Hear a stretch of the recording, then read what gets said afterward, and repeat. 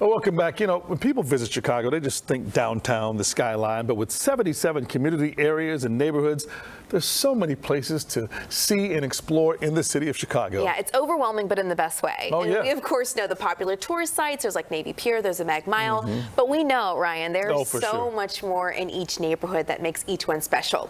Well, exploring Chicago's hidden gems and the lesser-known charms is the focus of a new guidebook out called Perfect Day Chicago. And joining us now is the author, Wendy Altshuler. Good to be with you, Wendy. Thank you so much for having me. I'm really excited to be here to talk about Perfect Day Chicago. I know, it's exciting to have it because this explores 29 different neighborhoods. We know there's 77, but this talks about 29 of them. Talk about how you even begin to tell people what the perfect day in Chicago is. Yeah, the scope of this felt very large when I first tried to tackle this because there are 77 community areas, but there are like over 200 different kind of neighborhoods that are unofficial neighborhoods.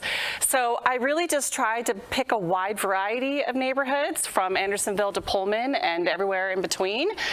So I focused on 29. The book is structured by these different neighborhoods, and there are things to do in each of those sort of chapters.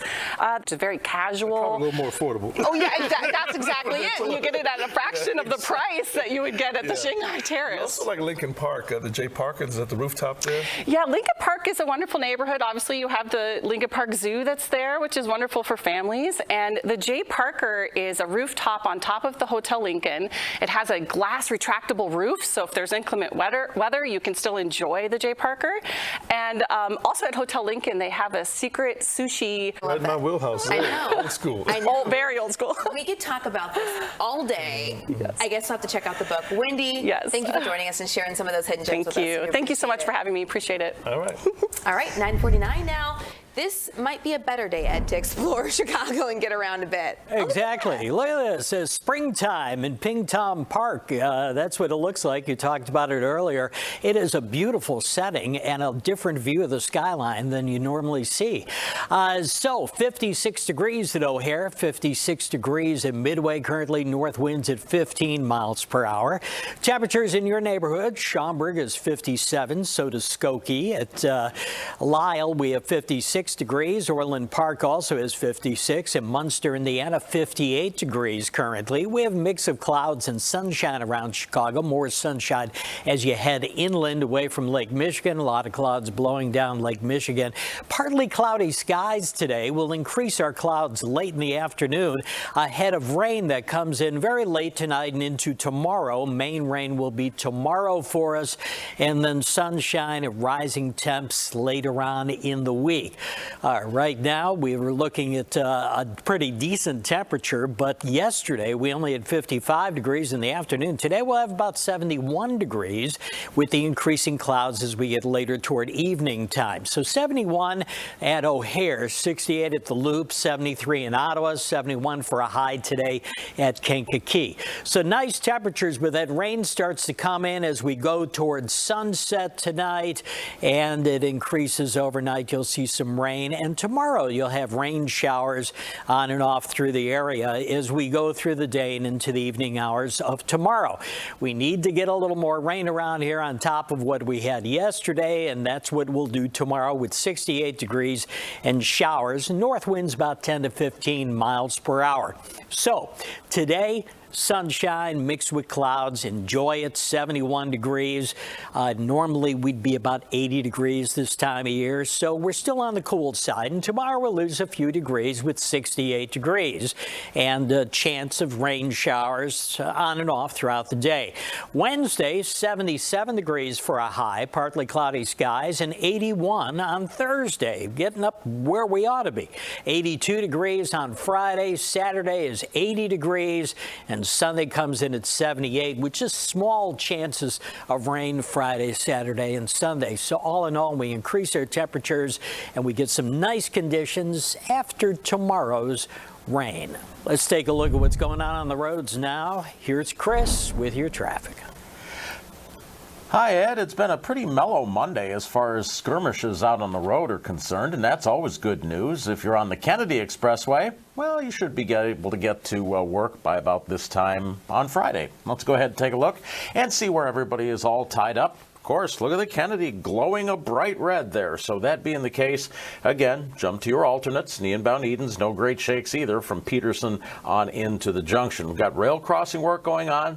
Another couple of days until Wednesday. Half-day road closed, Waukegan to Telegraph Road. There are plenty of ways to get around it. 60 Deerfield Everett Road will do that.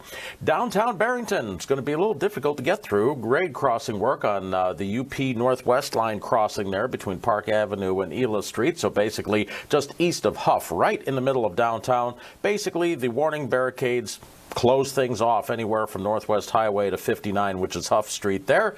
So Route 14, Northwest Highway is a way to go.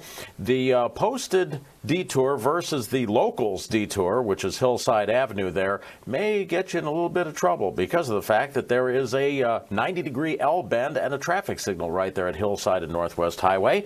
And this is part of a railroad tie replacement project. Metro UP Northwest line every day this week. From 9 to 4, Crystal Lake to Barrington, they're replacing 116,000 ties, so midday trains may be delayed between 9 and 4 up to about a half an hour. They'll be done by Friday. Have a great day. Drive safe. Let's be nice to each other. Chris Habermill, CBS 2 News. All right, Chris, thank you. Well, history was made last night in New York City at the 76th Annual Tony Awards. Yeah, what a show. CBS's Dave Carlin breaks down all the night's biggest winners. Here at the big Tony Awards after party in Washington Heights, a show getting high fives is the winner of Best Musical, Kimberly Akimbo. Clever, ever clever. Wait a minute. I like your point of view. Kimberly Akimbo, a musical about a teenage girl with a fictional disease that ages her prematurely, took the top prize at the Tonys. Along with the Tony for Best Musical, it also won Book, Score, Featured Actress Bonnie Milligan, and this big win for the show's lead, Victoria Clark. I was so sure I knew who I was and who I wasn't, and you proved me completely wrong. Some Like It Hot came into the Tonys with 13 nominations and won several, including for choreography and for lead actor J. Harrison G. For every trans, non-binary, gender non-conforming human, whoever was told you couldn't be seen, this is for you. To wake up tomorrow, drowning in my sweat. Parade took home the Tony for Musical Revival. It's the story of the trial, imprisonment, and lynching of Jewish businessman Leo Frank. Parade's Michael Arden won for his direction. So keep raising your voices, standing up against intolerance of any kind, anywhere you see it.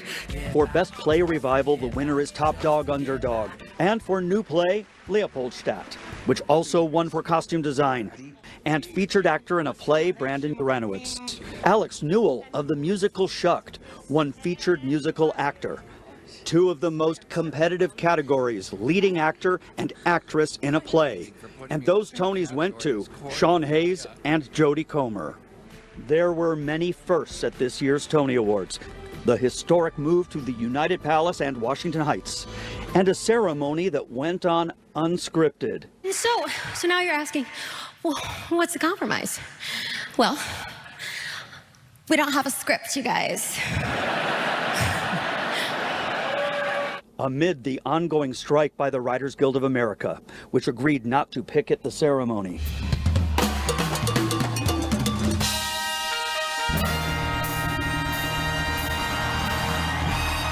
The Tonys had twists and turns, and in the end, it was a triumph.